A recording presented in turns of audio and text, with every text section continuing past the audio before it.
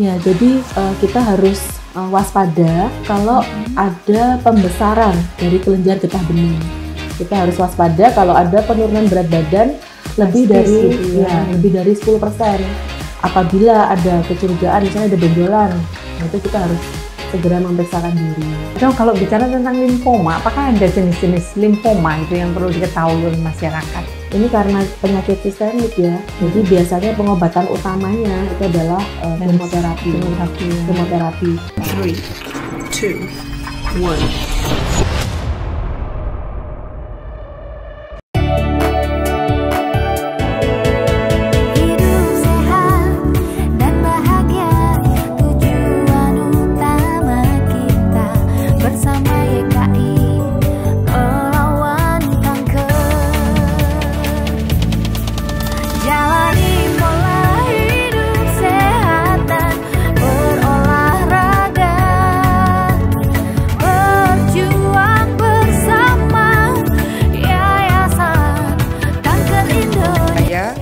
Gubernur Jawa Timur mengukuhkan saudara-saudara sebagai pengurus Yayasan Kanker Indonesia Cabang Koordinator Jawa Timur masa bakti 2022-2027.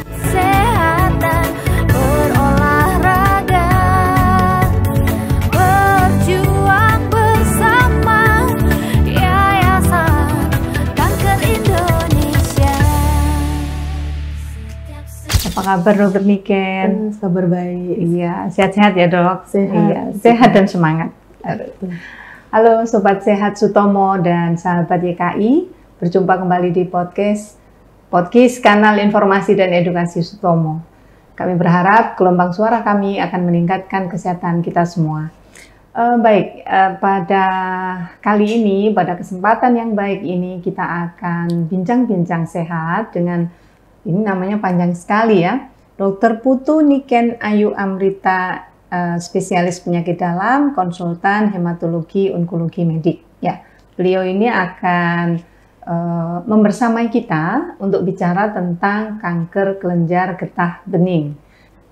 Dan sebelumnya saya akan perkenalkan diri, saya Esti, relawan dan juga survivor. Saya survivor dok, gitu ya. Jadi kita akan bersama-sama bersama Dr. Niken hari ini untuk membahas tentang kanker kelenjar getah bening. Monggo Dr. Niken, kita sedikit di-sharing ini dok tentang apa sih itu.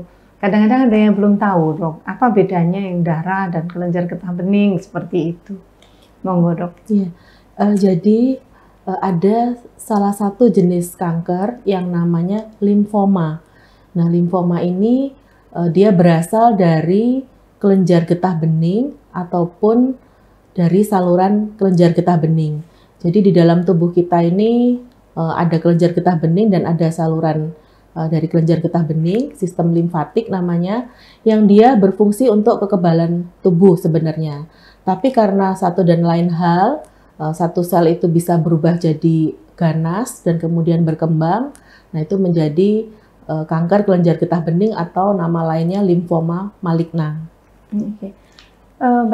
Kalau boleh tahu dok, tanda-tandanya seperti apa saat ini? Kan ini semua orang pasti punya kelenjar getah bening ya, berarti limfnya itu ada pada tubuh semua orang gitu. Tapi menjadi ganas itu tanda-tanda awal mungkin yang bisa diketahui masyarakat apa dok?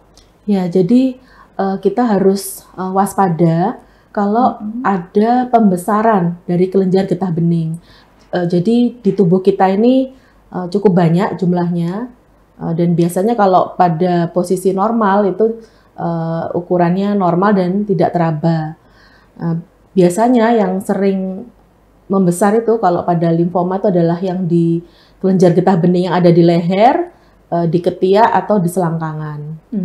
Bisa juga dia di selain kelenjar karena kan dari saluran limfatiknya itu bisa di luar kelenjar. Ya. Dan mungkin tanda-tanda yang menyertai lainnya seperti misalnya demam. Demam yang berkepanjangan yang tidak diketahui penyebabnya. Kemudian ada gejala penurunan berat badan.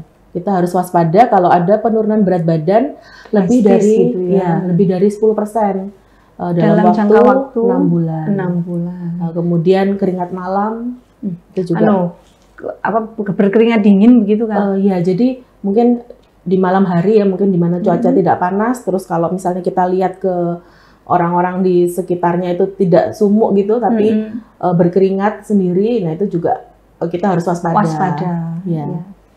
Panas berkepanjangan itu kira-kira yang berapa lama ya, Dok? Biasanya kan kalau awam mengetahui panas 3 hari periksa lab gitu kan, nah, terutama kalau kita punya anak gitu ya, anak masih kecil gitu, terus panas kalau 3 hari nanti periksa lab gitu untuk mengetahui apakah ada infeksi gitu. Nah ini keganasan, tahu tuh kemudian tanda-tanda awalnya itu mungkin berupa panas berkepanjangan. Ini maksud panas berkepanjangan tuh kira-kira berapa lama ininya, Dok, yang perlu diwaspadai gitu maksudnya. Jadi lebih ke arah panas yang kita tidak tahu sebabnya. Kalau misalnya panasnya karena infeksi, biasanya kan ada gejala penyerta. Misalnya kalau dia demam berdarah, itu biasanya dalam 5 atau 7 hari sudah tidak demam. Atau misalnya ada infeksi gigi atau apa, diberi antibiotik, membaik. Ya, kalau ini sudah dicari tapi tidak ketemu, nah ini kita harus curiga. Kalau dicari tidak ketemu artinya mungkin tidak batuk pilek, tidak gitu ada ya, batuk pilek, tidak ada sumber infeksi, ya, giginya berlubang, mungkin ada luka yang lain gitu, kadang-kadang kan panas gitu ya. Nah kalau misalkan ada tanda tersebut, apa yang harus kita lakukan? Iya, jadi sebaiknya sih harus segera mencari dokter yang terdekat untuk diperiksa dulu. Jadi apakah benar ini mengarah ke sana. Dan apabila mengarah ke arah limfoma, biasanya akan diberi rujukan ke dokter yang biasa menangani. Biasanya kalau limfoma ini yang dokter yang khusus menangani ini ke arah hematologi onkologi medik. Karena limfoma sendiri ini kan berasal dari limfosit ya. Limfosit itu termasuk sel darah sebenarnya. Oh ya, itu kenapa harus di hematologi onkologi begitu ya, atau yang leading itu di area itu gitu. Nah, kalau ini tadi tanda-tanda, kalau gejala kalau penyebabnya, Dok, ini yang sering kalau saya ketemu masyarakat gitu ya, sebenarnya penyebabnya itu apa gitu? Ya, memang sampai sekarang penyebab pasti dari kanker itu kan dikatakan multifaktor, jadi lebih dari satu, jadi tidak ada yang pasti. Tidak ada penyebab tunggal, tidak ada penyebab tunggal. Cuman memang ada beberapa kondisi yang menyebabkan orang itu berisiko. Misalnya usia ya, semakin usia lanjut itu kan semakin besar risiko untuk terkena limfoma ini. Kemudian laki-laki itu lebih sering. Oh, laki-laki lebih sering. Ya. Kemudian pasien dengan kondisi imunokompromis atau imun tubuh menurun, misalnya pada pasien HIV itu juga risikonya bisa meningkat ya. Kemudian orang-orang yang dengan paparan radiasi, kemudian dengan paparan pestisida seperti itu, istilahnya karsinogenik. Ya, bahan-bahan karsinogenik itu meningkatkan risikonya. Selain itu juga kalau punya keluarga, misalnya dari orang tua atau saudara kandung yang terkena limfoma itu juga biasanya resikonya sedikit lebih tinggi daripada orang yang tidak ada, seperti itu. Ya. Nah, kalau kemudian berarti kan faktor keluarga ya, keturunan gitu bisa ada. Apa yang harus dilakukan oleh orang-orang gitu ya? Misalkan dia seperti tadi, saya bekerja di area yang paparan karsinogenik, adalah paparan karsinogeniknya, lalu kemudian mungkin itu ada keluarganya yang pernah kena limfoma gitu ya, kekerabatan lah mungkin di atasnya gitu. Kira-kira apa yang harus dilakukan masyarakat, Dok, agar dia tahu lebih dini? Iya, jadi untuk limfoma maligna sendiri ini untuk screening itu sebenarnya belum established ya. Jadi mungkin yang bisa dilakukan itu istilahnya hidup sehat, pola hidup sehat. Kemudian apabila ada kecurigaan, misalnya ada benjolan, nah itu kita harus segera memeriksakan diri. Mungkin sarannya seperti itu. Sehingga kalau terdeteksi lebih awal, nanti kan kedepannya tata laksananya itu lebih mudah, kemungkinan sembuhnya lebih besar. Oh iya. Jadi memang kemarin di awal ini kita dalam peringatan World Cancer Day ini memang dibahas secara umum, Dok, bahwa tidak semua ini, mungkin Sobat Sehat Sutomo dan sahabat YKI juga perlu tahu bahwa pemetaan penyakitnya ini ternyata tidak sama masing-masing kanker gitu ya, kanker. Ada yang sudah terpetakan dengan jelas sampai ada vaksinnya seperti serviks begitu ya. Lalu ada juga yang belum ketahuan gitu polanya untuk prevensi yang betul-betul dini begitu. Untuk limfoma belum established begitu ya. Jadi ada tetapi belum menjanjikan yang lebih bermakna begitu bisa dikatakan itu. Memang kasus kanker ini kasuistik gitu ya, maksudnya tiap case itu akan butuh pendekatan yang berbeda begitu.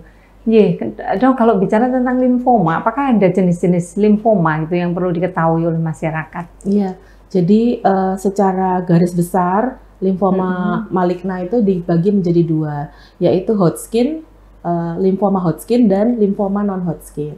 Nah, itu yang bisa menentukan itu dari bagian dari dokter patologi anatomi.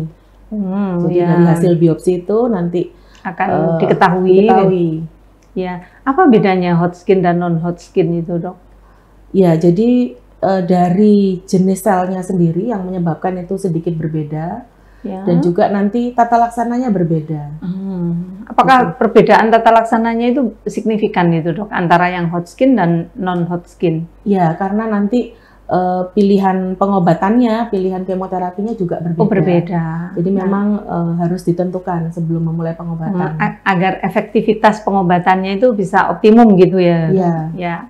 Nah, seberapa banyak, Dok, kasus itu mungkin di Indonesia atau secara global gitu yang non Hodgkin sama yang Hodgkin itu lebih banyak yang mana? Jadi limfoma maligna sendiri itu nomor 6 dari angka keganasan, baik di dunia maupun di Indonesia, tidak jauh berbeda. Kemudian lebih banyak yang limfoma non Hodgkin, gitu. Dan lebih penata laksanaannya dan subtipenya ini juga lebih kompleks biasanya. Di yang non Hodgkin, berarti lebih rumit begitu ya. Iya. Tapi selama ini pengalaman dokter yang datang itu sudah seperti apa sih? Karena saya mendengar itu kalau sangat disayangkan gitu di Indonesia, kanker-kanker yang atau pasien dengan kanker itu yang datang berobat itu sudah pada stadium yang tidak dini lagi begitu. Nah, dengan kasus limfoma apakah sama juga seperti itu, Dok? Yang datang ke Sutomo mungkin itu apakah juga mereka sudah pada umumnya pada stadium lanjut? Ya Bu Esti, jadi memang sebagian besar pasien itu datangnya sudah stadium 3-4 kalau di sini.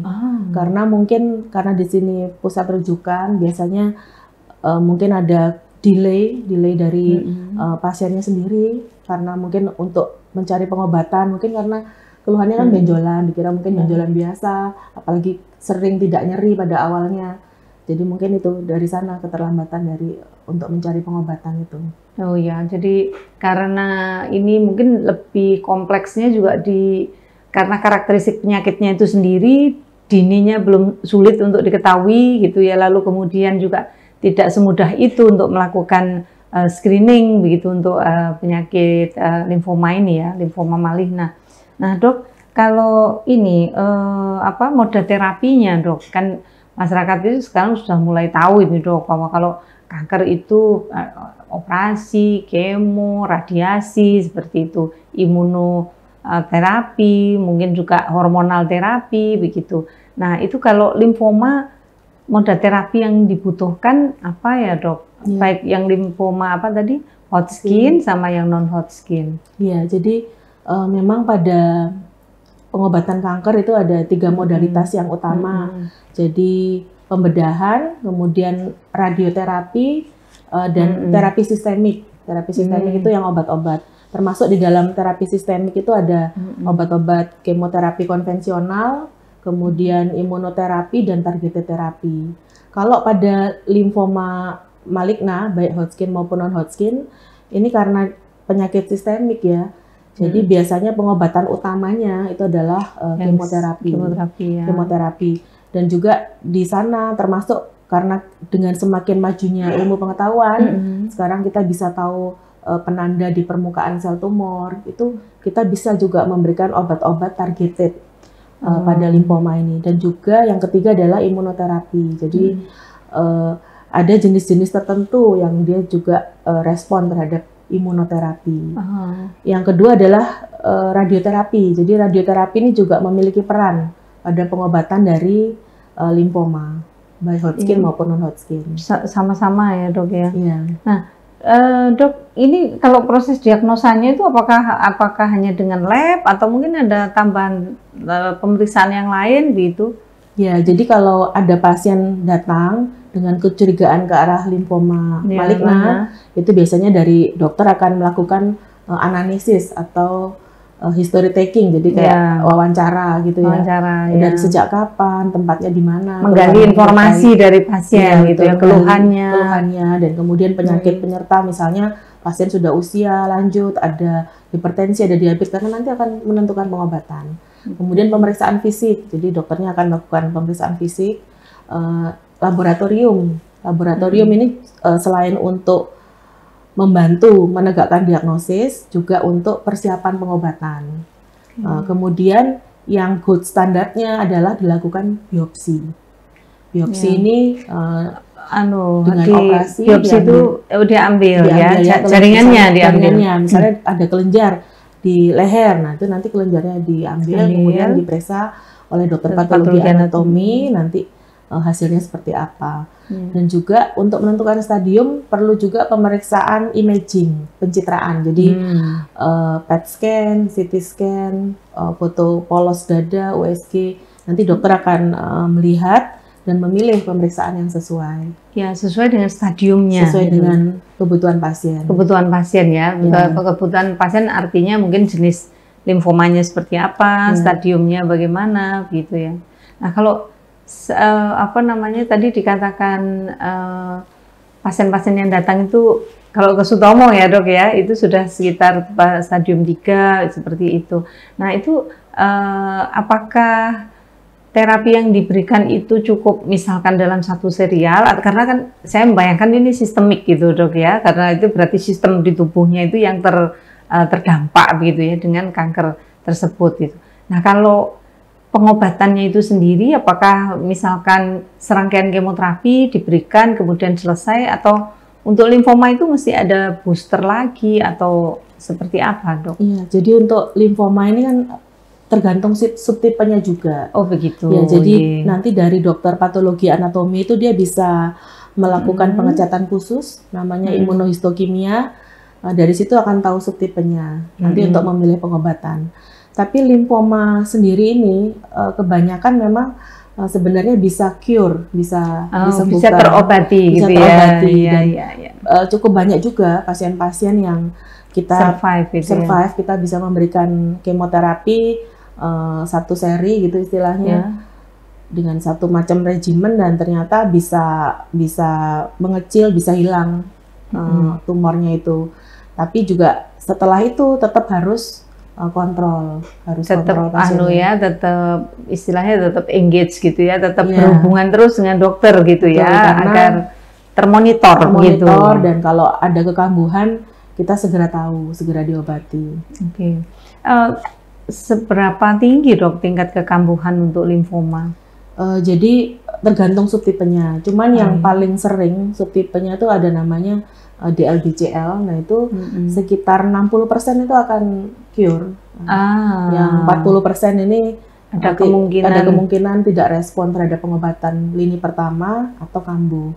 Oke, jadi ini sobat sehat Sutomo dan juga sahabat YKI, ternyata meskipun tadi itu kayak apa ya, menurut saya aja agak ini dok, meskipun saya survivor, saya sehat tiroid gitu dok. Jadi kalau melihat yang lain ini ternyata walaupun mungkin pattern of disease-nya juga belum terlalu established gitu ya, sehingga kita untuk deteksi dini masih tidak mudah dilakukan gitu untuk limfoma, tetapi ternyata 60% kasus itu bisa cure gitu, jadi bisa terobati, sehingga kita misalkan harus berhadapan dengan penyakit ini, itu jangan patah semangat dulu gitu ya dok. Asalkan kita akan selalu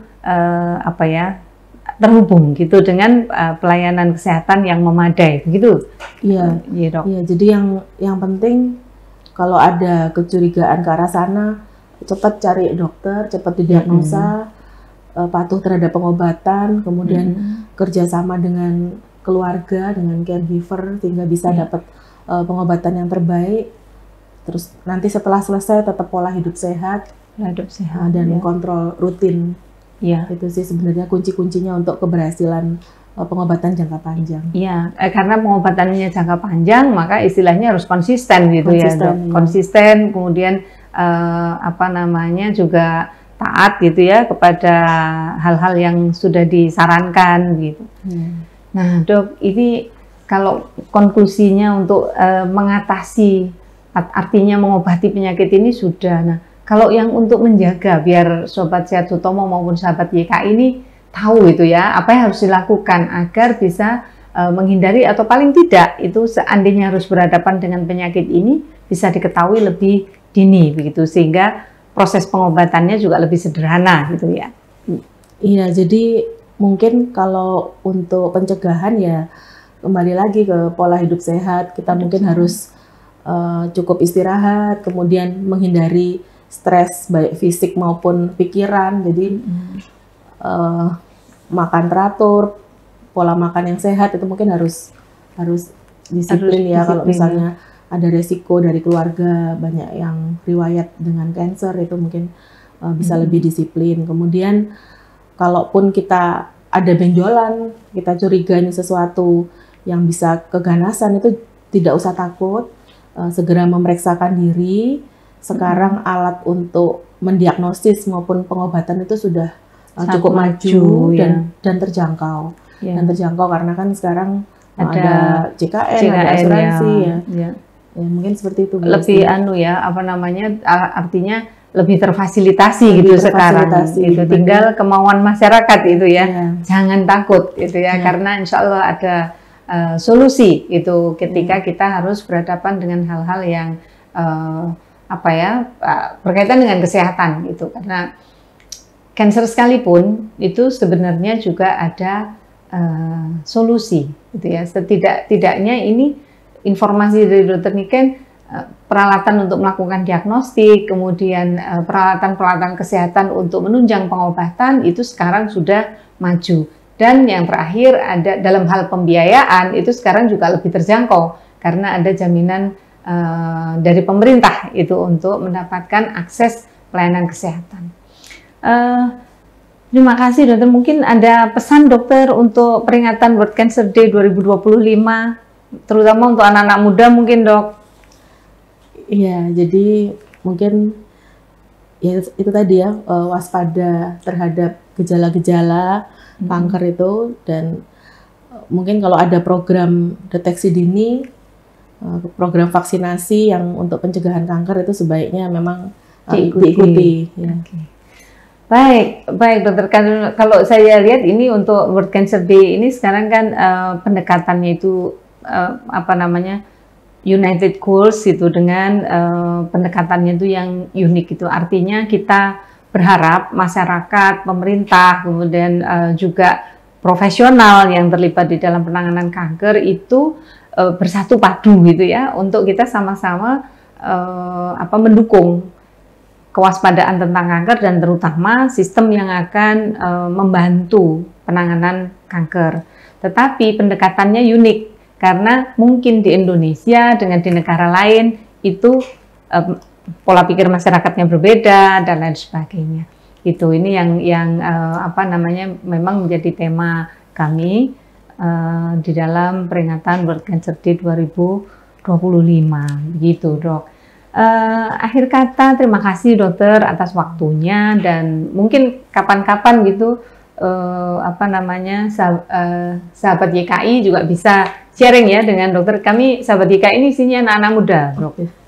Ya, kami berharap dari mereka gaung tentang cancer awareness itu lebih luas nanti, karena mereka kan masih aktif gitu ya, dan lagi sosmed ini sekarang kemana-mana gitu. Baik dokter, kita pada hari ini kita cukupkan diskusi kita. Semoga Sobat Sehat Sutomo dan juga sahabat YDKI selalu sehat, Dokter Niken juga sehat gitu ya Dok, akan terus bisa berkontribusi untuk membantu sahabat-sahabat yang sedang dalam ujian gitu ya, harus berjuang melalui kanker. Baik, kita akhiri sesi kita hari ini, dan sekali lagi kami berharap gelombang suara kami akan meningkatkan kesehatan kita semua. Salam.